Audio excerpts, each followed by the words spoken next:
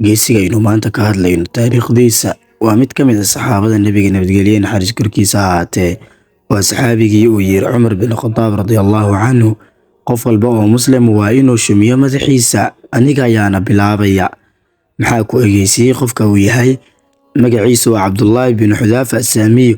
Waxa uu la kulmay labadii boqor ee dunida ka talinayay ee kala ahaa Kisra iyo Qaysar.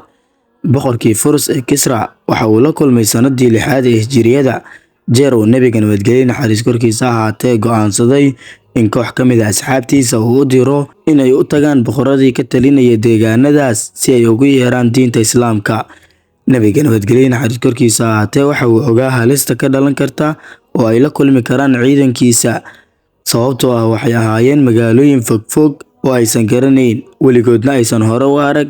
Intaas waxaaba ka daran, iyagu waxay ugu yeeri doonaan boqoradaas inay ka soo tagaan diimaha ay haystaan iyo saldanadaha ay xukumaan oo ay soo galaan diinta Islaamka. Safarkan ay galayaan saxaabada waxa uu ahaa mid halistiisa wata oo aan la filayn inuu mid iyaga ka mid soo laaban doono isaga oo nool. Rasuulka sallallahu calayhi wasallam waxa uu dhex istaagay saxaabadii, waa uu u khudbeeyay una dardaarmay. Waxa uuna doortay 6 ka mid ah saxaabada si ay u qaadaan fariinta, waxaana ka mid ahaa saxaabiga jaliilka ah ee Cabdullaahi bin Xudaafa.